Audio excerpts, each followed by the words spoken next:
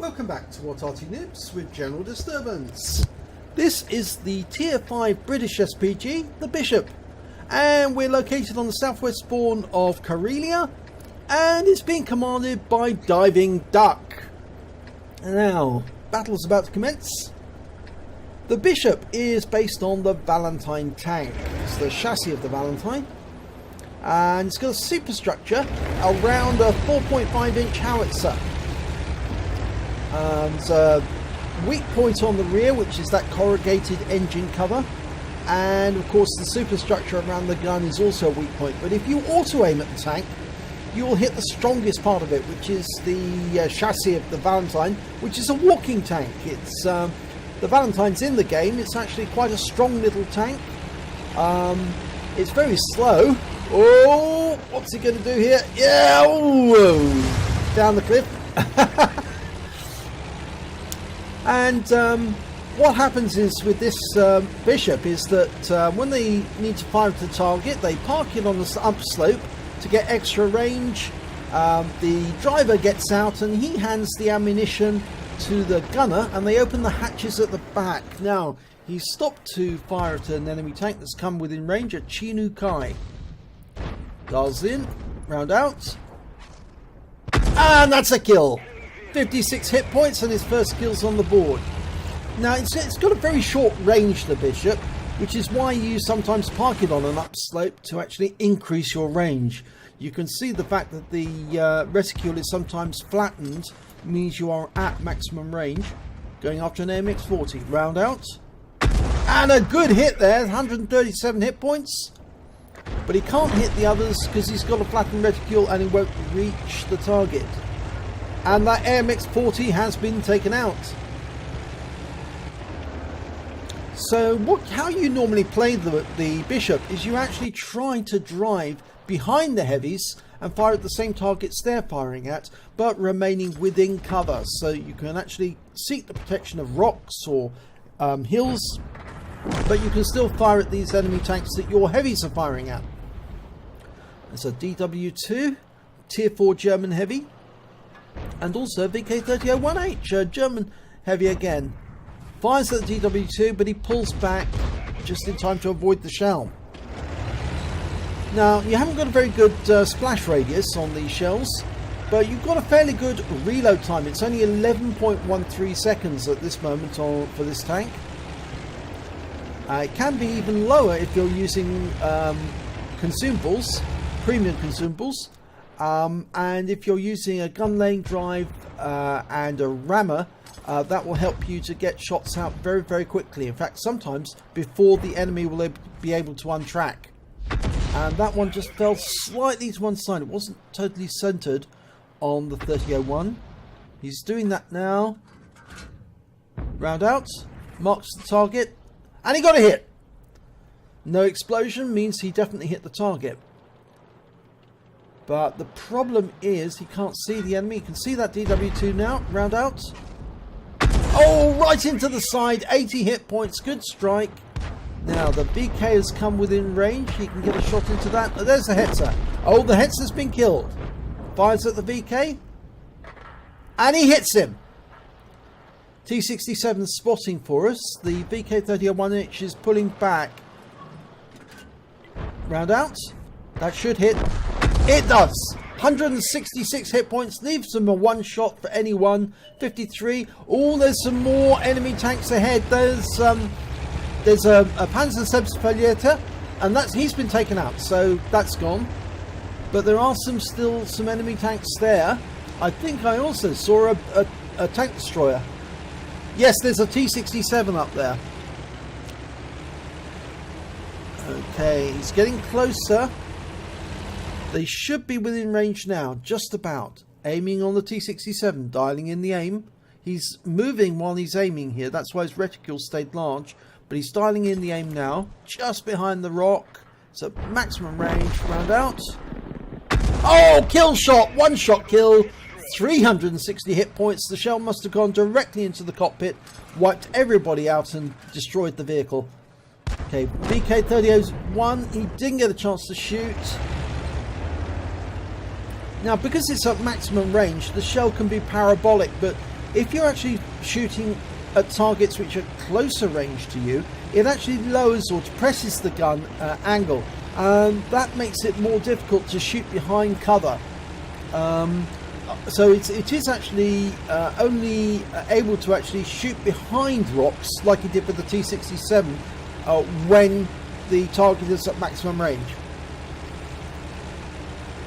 But it has got a very powerful gun. The 4.5-inch howitzer is able to take out most tanks, most tier 3 and tier 4 tanks with one shot. I mean, he took out that tier 5 T67 by landing the shell directly into the cockpit. And he's got a Hetzer ahead of him who's spotting. But we're coming up on the cap. There's 3 enemy tanks there, 2 mediums and 1 Arty. And here we found one of the mediums. It's a G1R. That's a dangerous French tier 5 medium. And he's fired on the Hetzer and damaged him already. He gets a good hit there on the G1R. But the G1R derps the Hetzer with high explosive. Diving duck fires and takes out the G1R, and that's a high caliber.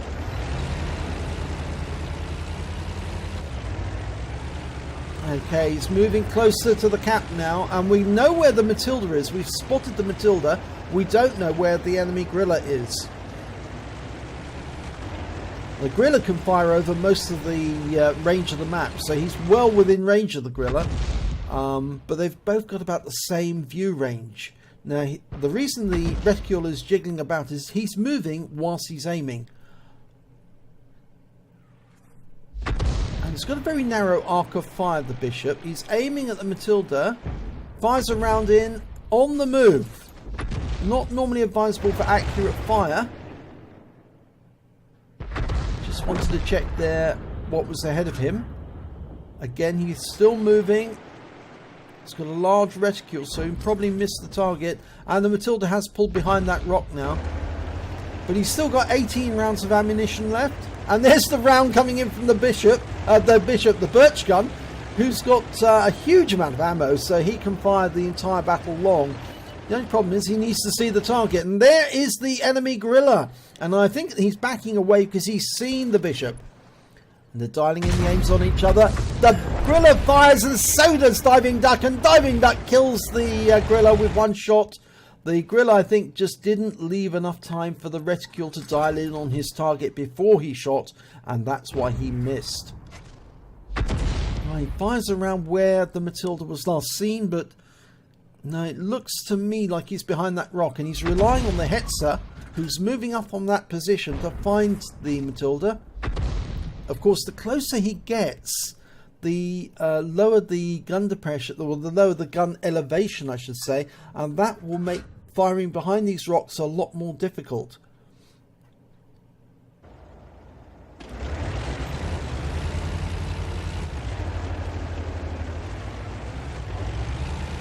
Moving forward.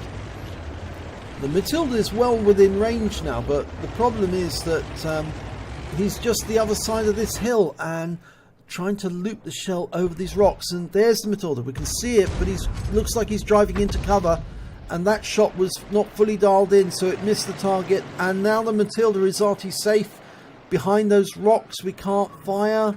Yep, he's got a red line. The shell would hit the rocks before it hit the Matilda. He fires around him, but it's just the aim was well away from the Matilda. No, he's not going to be able to climb up that slope. He'd have to turn sideways to get up the slope. It's a very slow tank with very low power. No, can't make it that angle. That's better. Yeah, he's got it now. Now, the other thing, as I said, the Valentine hull is very tough. And he's got a lot of hit points. He's got 350. The Matilda can fire and do damage with his 2-pounder. It can do damage about 50 hit points per shot, or 55 hit points per shot. So he could take quite a few shots before he's damaged, badly damaged. But one shot from that 4.5-inch howitzer is enough to ruin the day for most tier 3 and 4 tanks, let alone tier 5 tanks. And the Matilda is a tier 4 medium. It's a tough medium, but it's still vulnerable to HE. And the Hetzer is holding that Matilda there. I'm worried that Matilda's going to poke out and take out that Hetzer with one shot, because he's down to 43 hit points. Oh, he does! Oh dear, that's a problem now. Well, it looks like he's going to come up to the gap and try and shoot down on the Matilda. Matilda knows that the bishop is there, proximity detected. And he's looking up at the cliff. Oh, he's managed to put a round into the top superstructure. I think that went into the top, did it? Went into the roof? Yes, it did.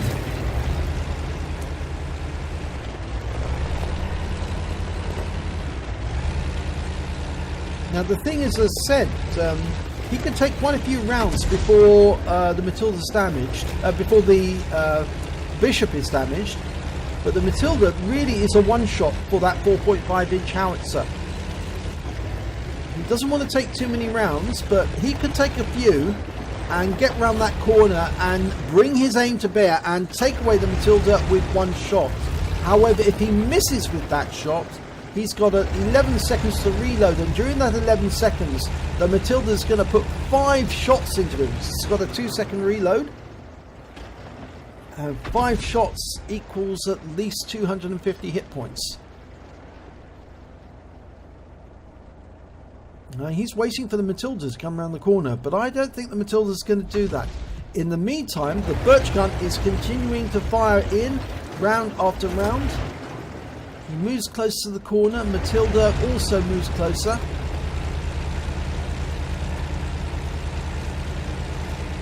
I'd be very tempted to go drive straight round that corner. I would have driven over the gap in the top of the cliffs, directly on top of the Matilda, and shot down at him, because that you could do that. You could take the hits. But instead it appears that what he's doing, is he trying to tempt the Matilda round? Or is he trying to drive over the cliff and come up behind the Matilda?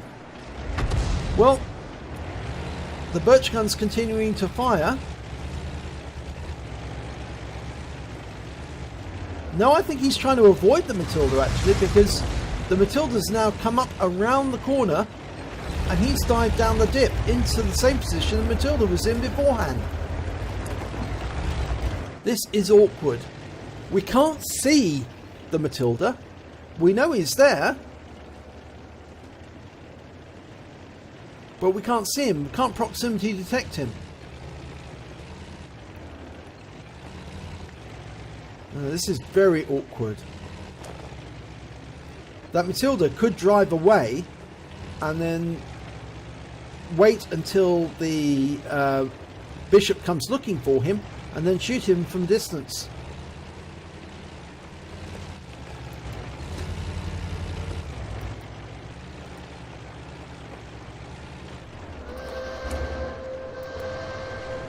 That's the 2-minute hooter.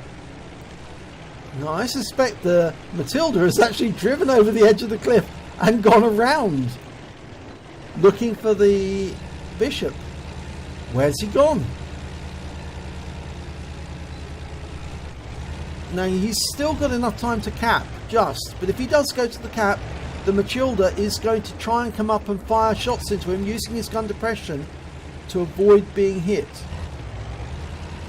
The birch gun has moved closer. There's the Matilda. Oh, he's over there. Oh, he's missed with that shot. Turn. Get the aim into him quickly. Dial in the aim. Fires a shot in. Kills the Matilda with one shot. Wins the battle. The Matilda made the classic mistake thinking that he could get the maximum number of rounds needed to take out the bishop with one in one go before the bishop can get himself lined up. But in this case it failed, and it's an ace tanker for Diving Duck in the bishop. He also picked up a Bruiser medal for getting at least 5 critical hits. He got 8. A Fighter badge for getting at least 4 kills. He got 5. A Starks medal for losing 2/3 of his hit points, receiving at least 2 hits, surviving a battle, and killing at least 2 enemy. He also picked up a High Calibre for dealing the most damage in the battle, and we can see the tanks that he took out there. Now, if we look at the team score, He got the highest damage, 1,792 hit points. Got the highest number of kills, 5, beating the T67 and the Matilda with 4 each. And he got the highest base XP, 875. Only narrowly beating the Matilda, but obviously he would beat the Matilda because he's on the winning team. But Matilda still managed to get 623 overall, which is pretty good, which is more than the rest of the other team, or higher than the others in the other team. He fired 20 rounds, got 11 direct hits, 11 penetration and 3 splash. Did damage of 1,792 hit points, of which 1,135 were at more than 300 meters. Those are the ones on the South Passage. He received 5 hits during the battle, 4 were penetration, 1 was non-penetration, all from the Matilda. He did actually block damage of 55 hit points. One of the shots from the Matilda didn't go through. I think he actually hit the tracks. He spotted 1 enemy vehicle, which was the Gorilla. He damaged 8 of the enemy and killed 5 of them. And on the standard account, he earned 23,962 credits. And after repair and ammunition resupply, he still had 17,636 credits.